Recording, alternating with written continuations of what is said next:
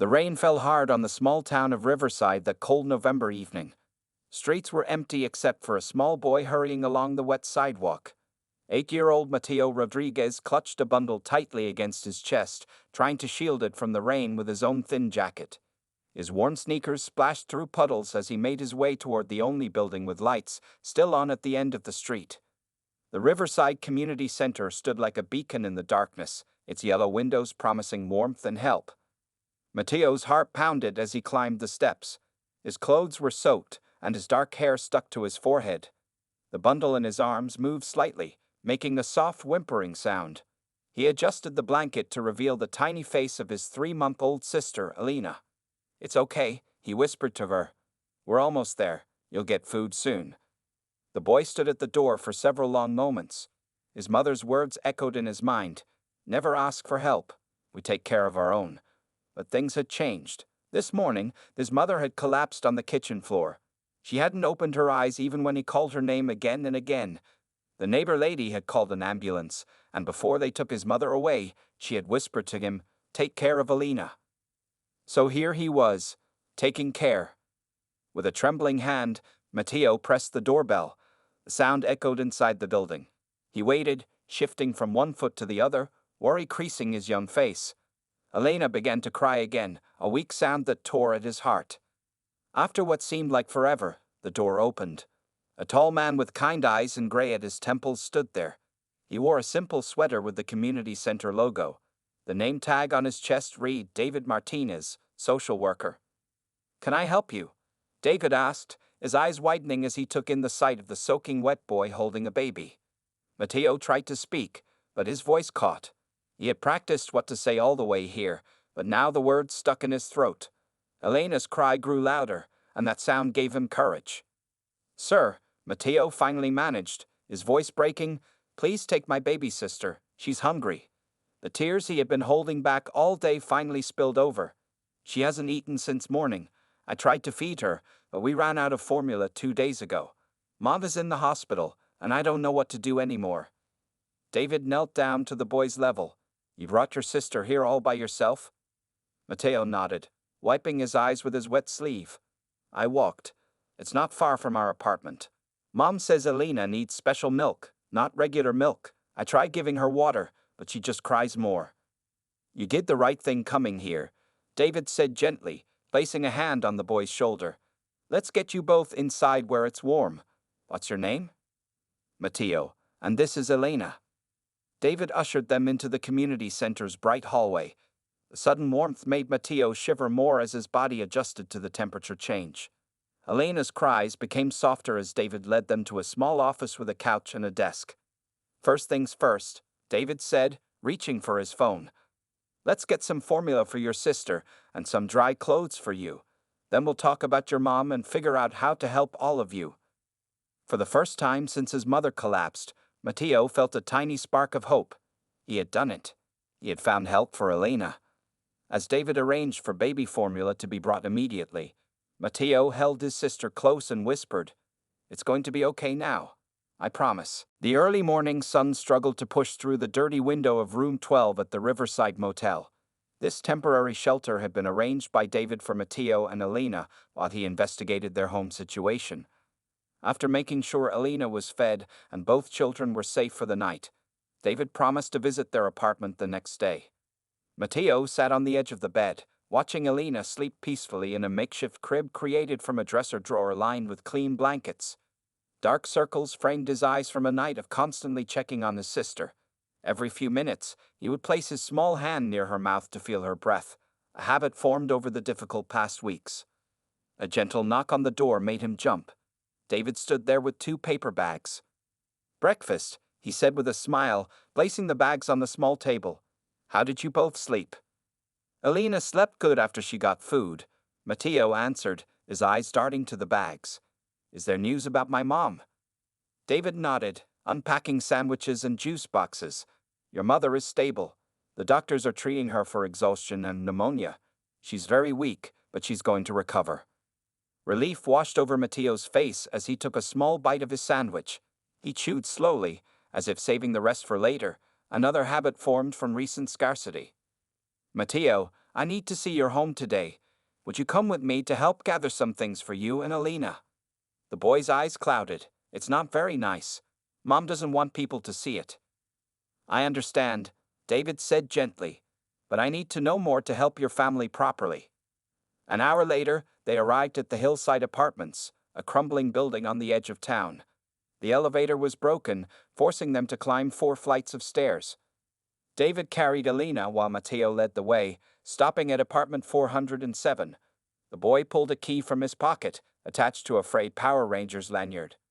Mom says to always lock the door, he explained, struggling with the old lock. When the door finally opened, David had to hide his shock. The apartment was freezing cold, with visible breath clouds forming as they entered. Water stains marked the ceiling, and the distinct smell of mold hung in the air.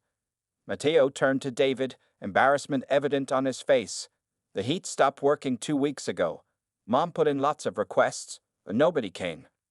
In the small living room, a nest of blankets on the couch showed where Matteo had been sleeping. The kitchen cupboards stood open and empty except for a single box of crackers and some canned beans. A pile of past due notices and medical bills sat on the counter, held down by an empty baby formula can. Mom lost her job at the factory 3 months ago, Matteo explained, his voice quiet. She was trying to find new work, but then Alina got sick, and Mom had to stay home. In the bedroom, a single mattress on the floor served as Lucia's bed, with a small bassinet for Elena nearby. A framed photo caught David's attention, a happier time showing Lucia and Matteo with a man who shared the boy's eyes. That's my dad, Matteo said, following David's gaze. He died in an accident at his construction job last year. Mom says he watches over us from heaven. David nodded, his heart heavy. He'd be very proud of how you're taking care of your sister. As Matteo packed a small backpack with his and Alina's clothes, David noticed something that shifted the weight in his chest. Despite the poverty, every baby item was meticulously clean. The few children's books were carefully arranged on a milk crate. Even in hardship, Lucia had tried to maintain dignity and care for her children. Ready, Matteo announced, zipping up his backpack. As they left the apartment, David made a silent promise to himself and these children. This family hadn't fallen through the cracks by accident. They had been pushed there by circumstances beyond their control, and he was determined to help them find their way back. The hospital corridors were busy as David led Matteo toward the 3rd floor. The boy gripped David's hand tightly, his eyes wide at the flurry of activity around them. Elena was safely in the care of a nurse at the community center's temporary childcare facility, allowing Matteo to visit his mother without worrying about his sister for the first time in weeks. Is Mom really in here? Matteo asked, his voice small against the background noise of beeping machines and hurried conversations. Yes, she's in room 312, David replied. The doctors have been taking good care of her. 2 days had passed since Matteo's desperate plea at the community center. In that time, David had worked tirelessly, making phone calls, filling out emergency assistance forms, and coordinating with hospital social services. The full extent of the family's crisis had become clear. Lucia Rodriguez had been fighting a losing battle against poverty and illness while trying to shield her children from the worst of it. They paused outside room 312, and David knelt to Matteo's level. Your mom is very weak, but she's getting better. She might look different with all the medical equipment, but try not to be scared. Matteo nodded solemnly. I won't be scared. I'm 8 now. When they entered the room, Lucia was asleep, her thin frame barely making a bump under the hospital blanket. An IV drip ran into her arm, and a nasal cannula delivered oxygen. Her face was pale against the white pillow, cheekbones sharp from months of giving her portions to Matteo. Mom, Matteo whispered, approaching the bed cautiously. Lucia's eyes fluttered open. For a moment, confusion crossed her face before recognition dawned. Matteo, my hijo. Her voice was raspy, barely audible. It's me, Mom.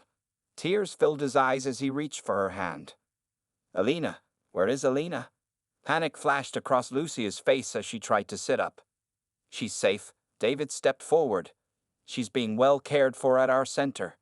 Hello, Mrs. Rodriguez. I'm David Martinez from Riverside Community Center.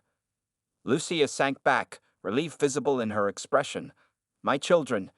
You're helping my children. Her English was accented but clear. Yes, and we're here to help all of you, David assured her. Matteo was very brave. He knew exactly what to do to get help for Elena and for you. Tears slid down Lucia's cheeks as she squeezed her son's hand. I'm sorry, Matteo. A mother should take care of her children, not the other way around. It's okay, Mom. I'm a good big brother. Dr. Wilson entered the room, clipboard in hand. She smiled at Matteo before addressing Lucia. Mrs. Rodriguez, your blood tests show severe anemia and malnutrition. The pneumonia is responding to antibiotics, but you need rest and proper nutrition to recover fully. When can I go home? Lucia asked, anxiety clear in her voice. I need to work. Not for at least a week, Dr. Wilson replied firmly. And when you leave, you'll need continued rest and support. David stepped forward. That's where we can help. We've secured temporary housing for you and your children once you're discharged. The apartment building where you were living has been cited for multiple code violations, and it's not safe to return there. Lucia's eyes widened. But our things? We've already collected your important belongings, David explained. Photos, documents, clothes, and Elena's things are all safely stored. Dr. Wilson checked Lucia's vital signs. Your body has been under extreme stress, Mrs. Rodriguez. When was the last time you ate a full meal? Lucia looked away. I don't remember. There was only enough for the children. Matteo frowned. Mom always said she ate at work, but she wasn't working anymore. The doctor and David exchanged concerned glances. Self-sacrifice to this degree had nearly cost Lucia her life. Things will be different now, David promised. There are programs specifically designed to help families in crisis. Food assistance, medical care, housing support, you qualify for all of these. For the first time, a flicker of hope appeared in Lucia's eyes. She looked at her son, standing brave and tall despite everything he had endured. Perhaps, she whispered, asking for help isn't as shameful as I thought. Matteo climbed carefully onto the edge of the bed and laid his head on his mother's shoulder. In that moment, despite the hospital setting and uncertain future, something essential was healing.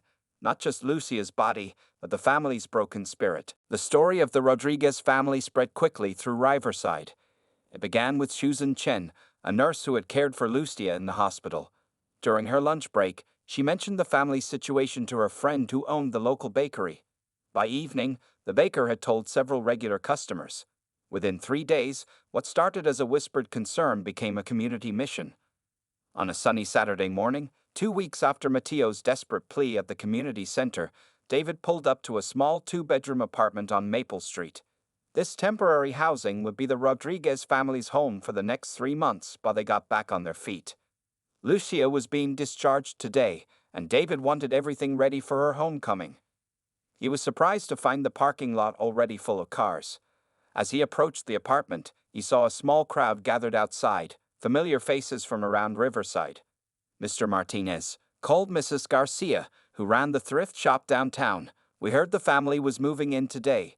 We brought a few things to help them get started. A few things was an understatement. The small lawn in front of the apartment was filled with donated items.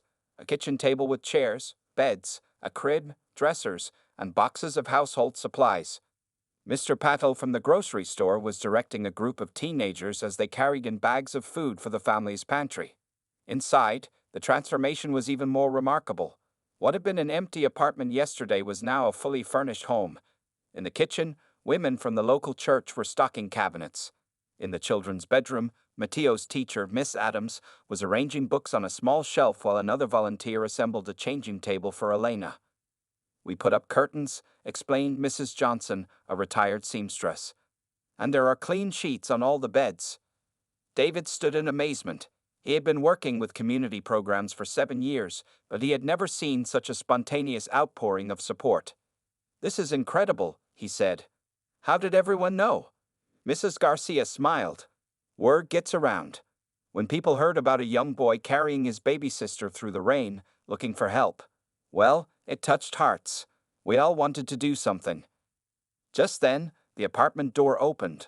Officer Tom Rodriguez, no relation to Lucia's family, entered carrying a brand new car seat for Elena. The police department took up a collection, he explained. We also have 3 months of diapers in my trunk. In the small living room, a bulletin board had been mounted to the wall, already filling with business cards and notes. Jobs for Lucia, read the heading. Local businesses had listed openings, part-time positions with flexible hours that would work for a single mother with young children. At noon, a minivan pulled up. David went outside to help Lucia, who was still weak but smiling as she carefully got out of the vehicle.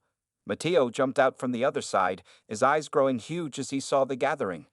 "Mom, look at all the people," he exclaimed, gripping Lucia's hand. Mrs. Chen approached with Elena in her arms. The baby looked healthier already, her cheeks rounder after 2 weeks of proper nutrition. Lucia's eyes filled with tears as she took her daughter. "I don't understand," she whispered to David. "Who are all these people?" "Your neighbors," he replied simply. "Welcome home." As Lucia entered the apartment, gasps and tears escaped her. Each room revealed new surprises. Photos of her children already framed and displayed, a rocking chair for late-night feedings, even a small vase of fresh flowers on the kitchen counter. On the refrigerator, colorful drawings from Matteo's classmates spelled out "Welcome home" in children's handwriting. "We were strangers yesterday," Lucia said softly, turning to the gathered volunteers. "Why would you do all this for us?" Mrs. Garcia stepped forward and took Lucia's free hand. "Because that's what community means. Sometimes we all need help. Today it's you, tomorrow it might be any of us." For the first time in many months, Matteo saw his mother smile fully, a smile that reached her eyes and erased, if only for a moment, the worry lines that had aged her beyond her years. 1 month had passed since the Rodriguez family moved into their temporary apartment. The calendar on the kitchen wall was marked with important dates: Lucia's doctor appointments, Matteo's school events, and most importantly, Lucia's job training sessions at the Riverside Vocational Center. The morning sun filtered through the curtains as Lucia prepared breakfast. Her hands moved steadily, no longer shaking from weakness. The pneumonia had cleared, and though she was still thinner than she should be, color had returned to her face. She hummed softly while mixing pancake batter, a simple luxury that would have been impossible in their old life. "Matteo, breakfast in 10 minutes, she called toward the children's bedroom. Matteo appeared, already dressed in his school uniform, his backpack slung over one shoulder. At the sight of the pancakes, his eyes lit up. "Real pancakes again?" he asked, climbing onto a kitchen chair. "Yes, my hijo. Mrs. Patel showed me how to make them from scratch. It's cheaper than the mix." Lucia smiled as she flipped a perfectly golden pancake onto his plate. Elena babbled happily from her high chair, reaching pudgy hands toward her brother. At 5 months old, she was thriving, the memory of her desperate hunger fading with each passing day. Her dark curls had grown thicker, and her cheeks were round and healthy. "She's trying to say my name," Matteo said proudly, offering his finger for Elena to grasp. "Maybe," Lucia agreed, serving herself a modest portion before sitting down. "She knows her big brother saved her life." As they ate, Lucia reviewed her schedule for the day. "Ms. Williams is coming at 9 to help me prepare for my computer test. Then at 1 o'clock, I have my interview at the hotel." The Riverside Grand Hotel had an opening for a housekeeping supervisor, a position that paid better than the factory work Lucia had done before and offered health benefits. Her job training program had identified her existing skills and helped her develop new ones, including basic computer literacy and management techniques. "Will you get the job, Mom?" Matteo asked between bites. "I hope so," Lucia replied. "But if not this one, another one will come. David says my skills are very good." The mention of David made Matteo smile. The social worker visited regularly, bringing resources and checking on their progress. Sometimes he stayed for dinner, teaching Lucia and Matteo how to navigate the systems that had once seemed so overwhelming. After breakfast, they walked together to Matteo's school. It was only 5 blocks away, and these morning walks had become a cherished routine. Lucia pushed Elena's stroller with one hand and held Matteo's hand with the other. "Mom, can I join the science club?" Matteo asked as they neared the school building.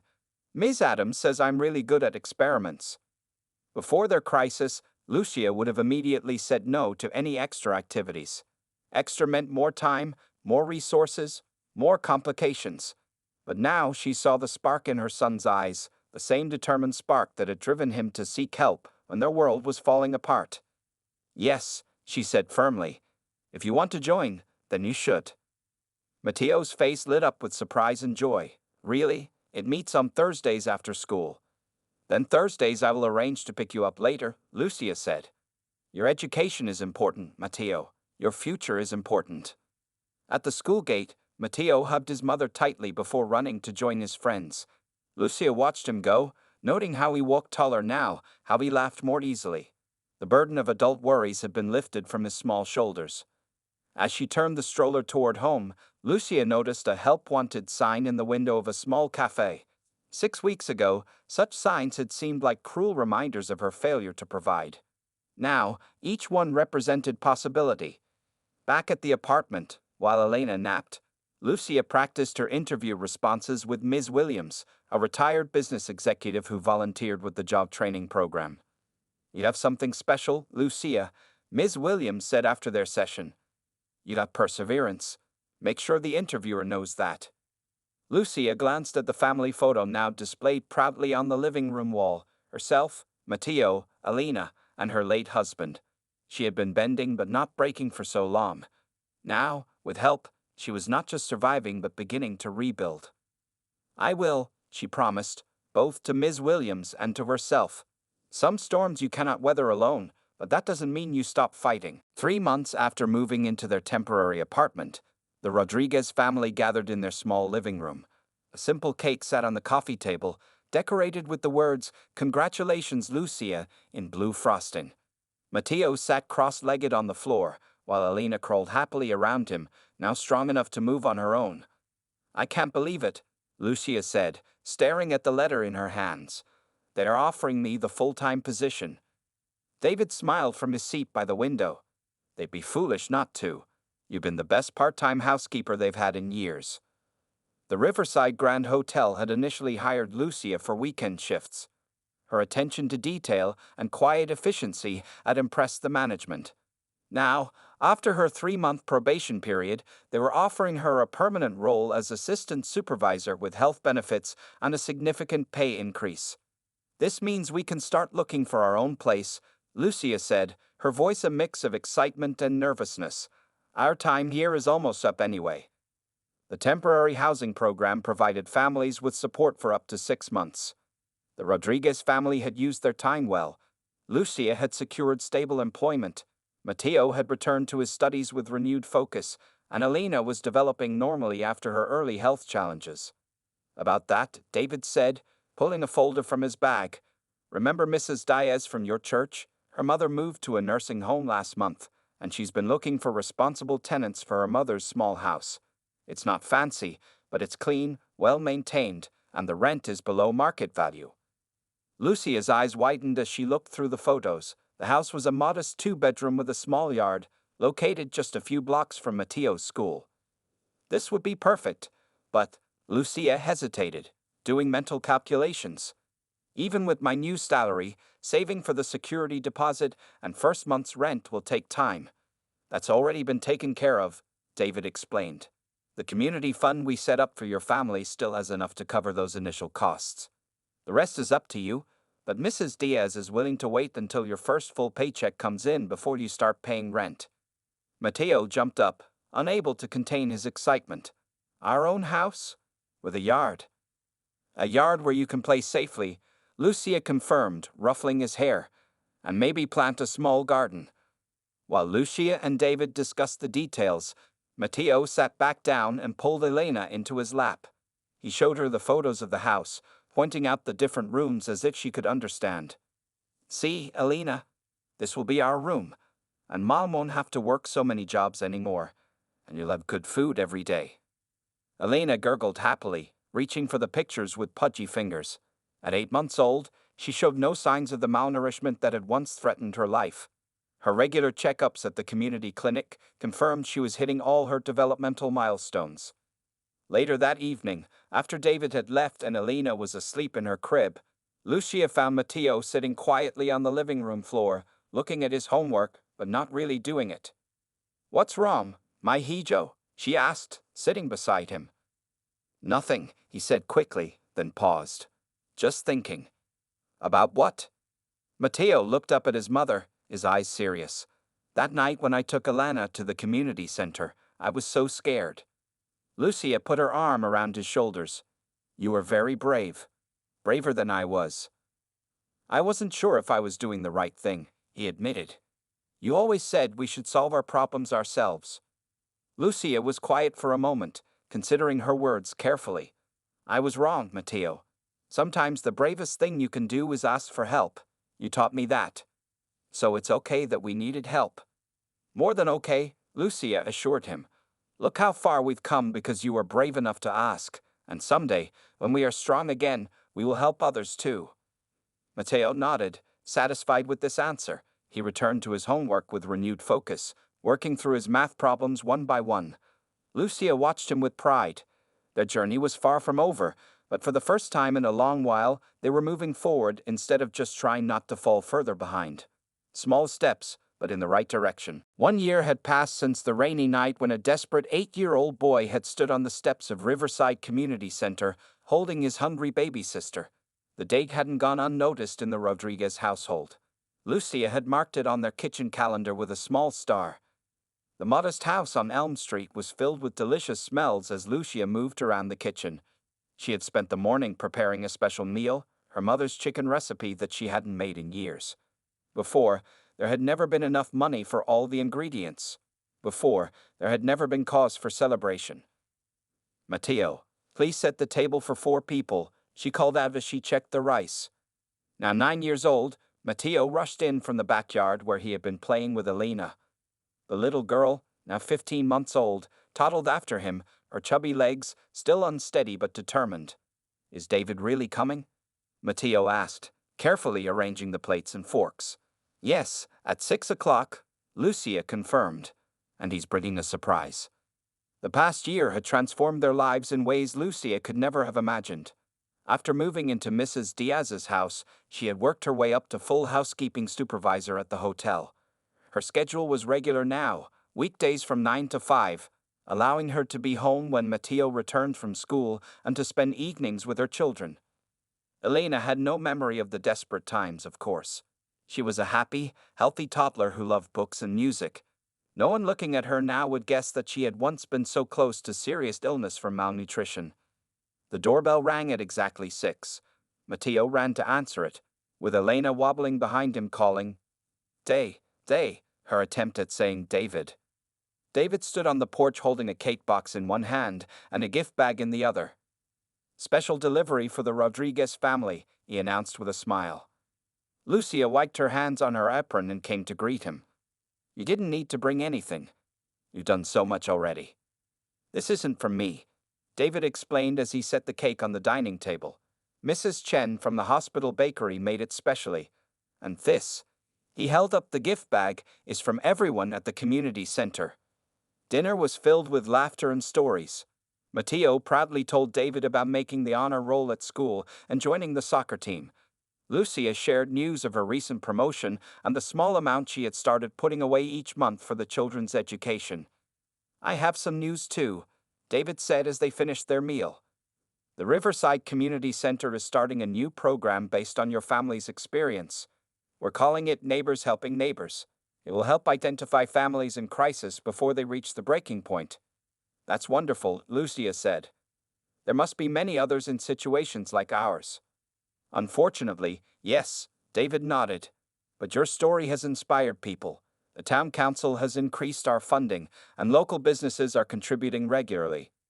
After dinner, Lucia brought out the gift bag from the community center. Inside was a photo album, beautifully bound in blue leather.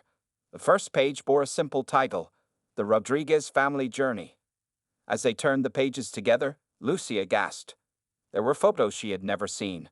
Matteo carrying Elena into the community center that first night, captured by the security camera. The 2 children at the temporary childcare facility. Volunteers moving furniture into their first apartment. Lucia's graduation from the job training program. The final pages showed recent photos, their new home, Elena's first birthday, Matteo's school award ceremony. The last page was blank except for a handwritten note. The best chapters are yet to be written. Tears filled Lucia's eyes as she closed the album. I never realized so many people were part of our story. That's what community means, David replied. We're all connected.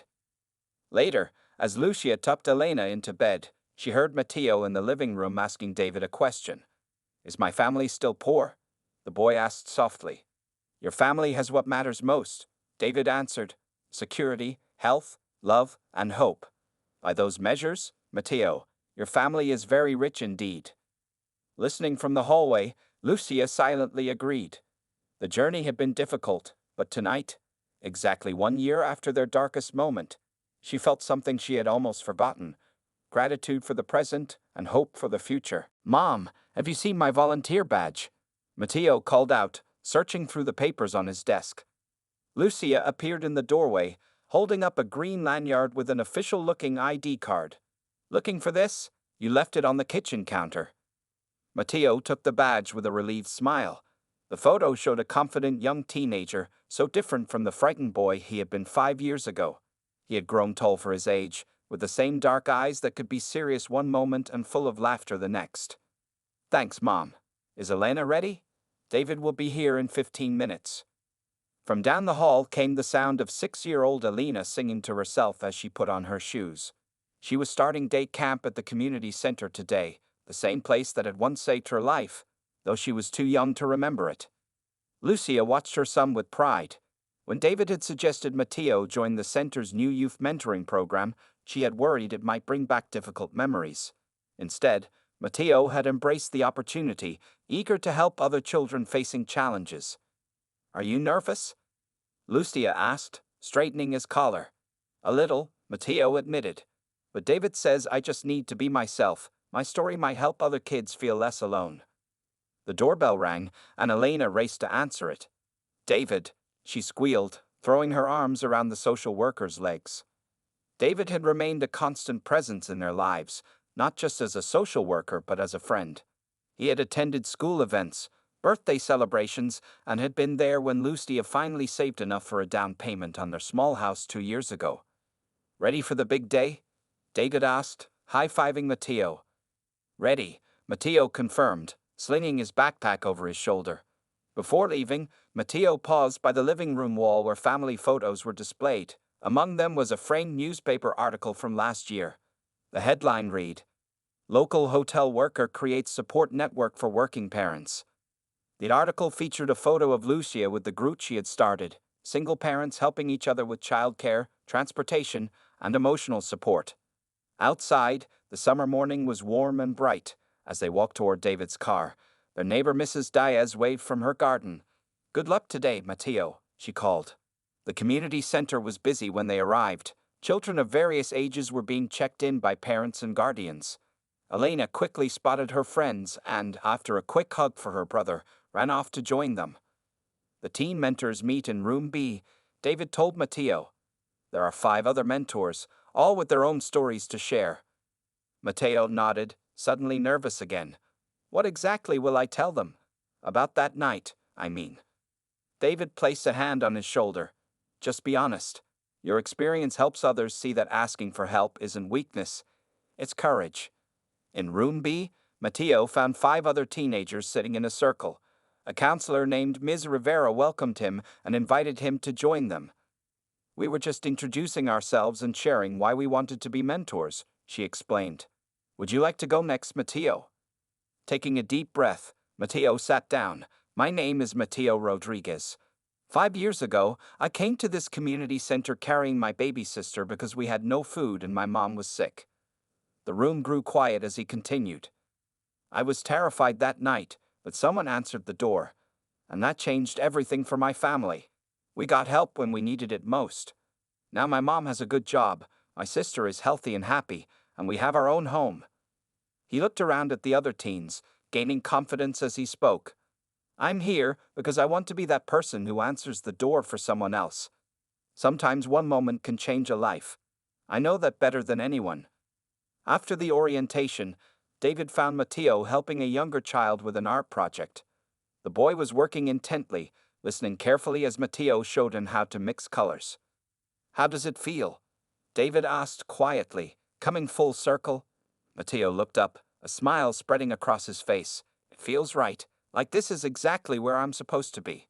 Outside the window, Lucia could be seen arriving for her volunteer shift. She now worked part-time at the center's family resource desk, helping other parents navigate the same systems that had once seemed so overwhelming to her. The frightened boy and his hungry baby sister had found more than just a meal that rainy night. They had found a community. And now, 5 years later, they had become an essential part of it, proof that the darkest moments can lead to the brightest futures.